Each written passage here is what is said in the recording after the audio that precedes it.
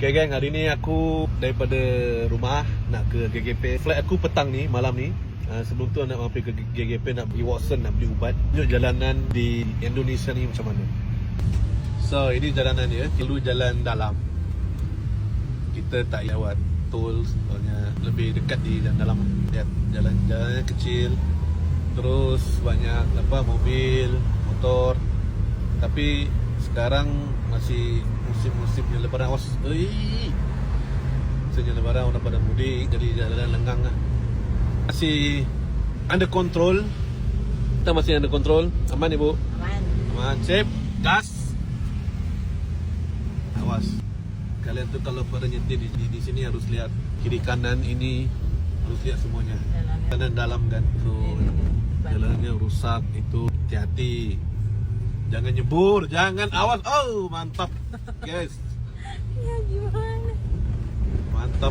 Kita macam ini kedai vape, ada vape sini satu, langganan gua. Cuy, Indomaret cuy. Awas. Gini. Kalau bukan musim lebaran tu lagi ramai lah, lagi padat di sini. Aku nak tunjuk satu. Kita harus menyeberang jalan yang disamperin oleh Pak Ogah. Sediakan recehan anak. Kita sedekahkan aja. Tak wajib, tapi kita niat sedekah lah. Dia dah memudahkan perjalanan kita ya. Follow. Enggak. motor udah. Ya. Nah, itu baju hijau tu, kalau kalian nak tahu, itu Pak Ogah. Buat teman-temanku di Malaysia, itu Pak Ogah. Dia yang bantuin. Dia yang polisi trafik di sini. Kita buka tingkap. Mas, lihat pandang sini dong mas.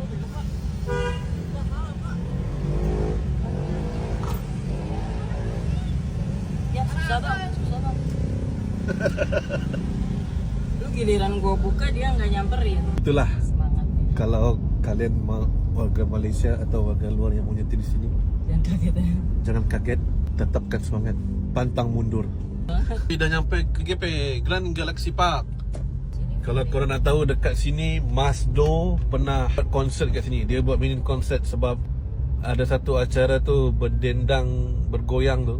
Kan ada hari pertama tu dah pada rusuh, so hari kedua di cancel. Ini aku tahulah. So Masdo jadualnya hari kedua, tapi nggak bisa manggung lah sebab hari kedua dah di cancel. Terus dia manggung di sini di GGP. Bila sampai. Assalamualaikum.